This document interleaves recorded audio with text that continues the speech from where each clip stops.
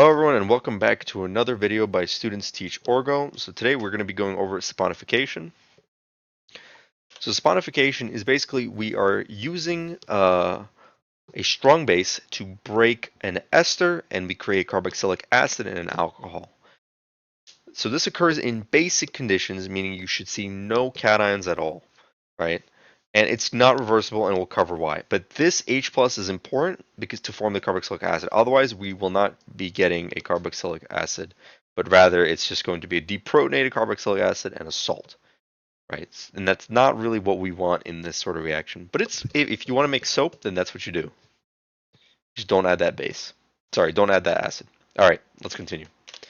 Modification mechanism. We start in the beginning by taking our OH minus and we directly attack this electrophilic carbon here, kicking up those electrons going up. Following step is now we form the tetrahedral intermediate. Next thing we can do is we collapse downwards and we kick out this OR. So that's the most stable group to kick out. We don't want to touch the R prime and we don't want to touch the OH. If we touch the OH, we're just going to get back to where we started, and we kind of want to keep moving and make a new product to get this intermediate. Now this is immediately going to be deprotonated pretty much instantaneously by base because we're working in very basic conditions, and we're going to get this. All right, so this carboxylate salt, so we have Na plus floating around, must be formed in this reaction if you're using H plus afterwards. Because it only makes sense. You're going to have a carboxylic acid, and that is going to be deprotonated. So you have to form this carboxylate salt. And then you just use H plus, you make the solution a little more acidic, and you create your carboxylic acid here. All right, so once again, attack, kick out, deprotonate, protonate. Pretty straightforward, and I like this mechanism. It's quite simplistic compared to something like the Wittig or Fischer esterification. All right, let's move on to the practice problems. Predict the product. So remember, we're doing saponification here. All right, let's go over it. Well, basically what you're going to do is you use your OH to attack this bond, and you're going to be breaking this bond down here. So this bond gets broken.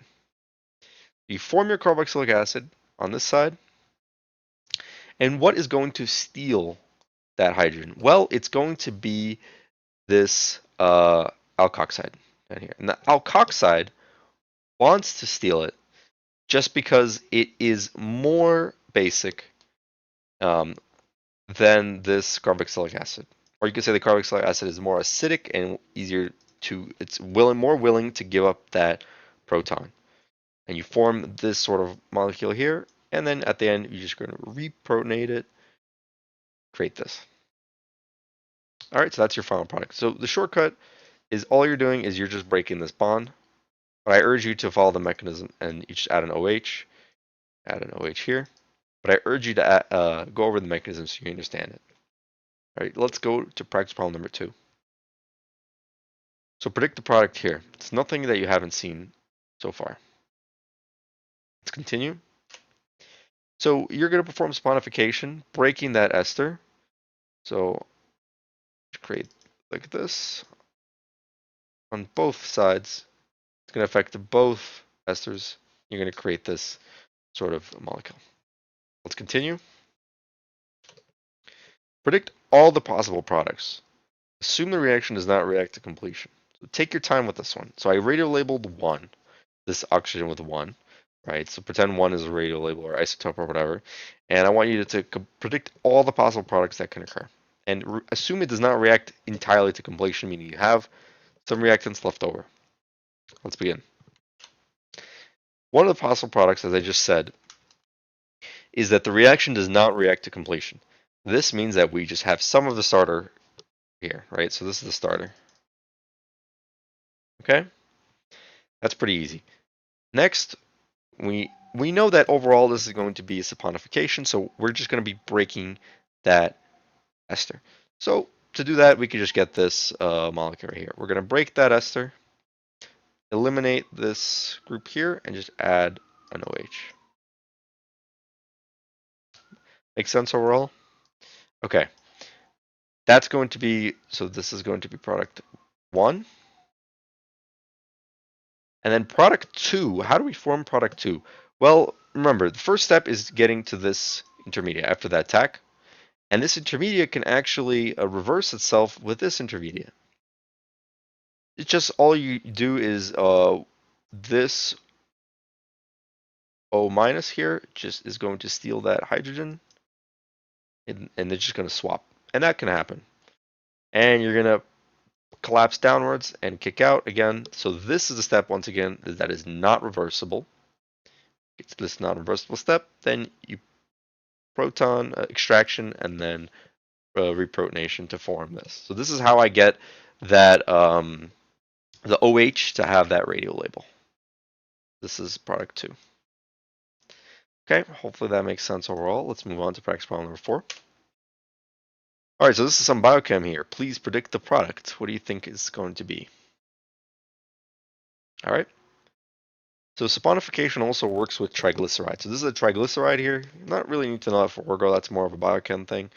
Pretty much, you're just going to break. Once again, you're going to hydrolyze every single one of these esters.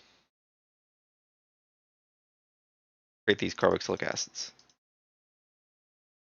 And this is the molecule you get left over, also known as glycerol, and some fatty acid chains. All right, let's continue. Last question. Please predict the product. Okay, let's move on. So pretty much here, what's going to happen first is you're going to perform saponification. That's the very first step, right? Because you see this NaOH, and you see, okay, this is another way of writing an ester, and this is also another way of writing an ester. All I did was I just wrote it like this. Same way. So you might see that. And then next, you're going to break that and create this intermediate. Break both those esters to create this intermediate. And then heat just tells me it's beta decarboxylation. So I have group alpha beta to my carbonyl carbon. So that means we just erase this group entirely. So this group can just be destroyed. And that's our final answer. All right, guys. Hopefully that makes sense. See you next video.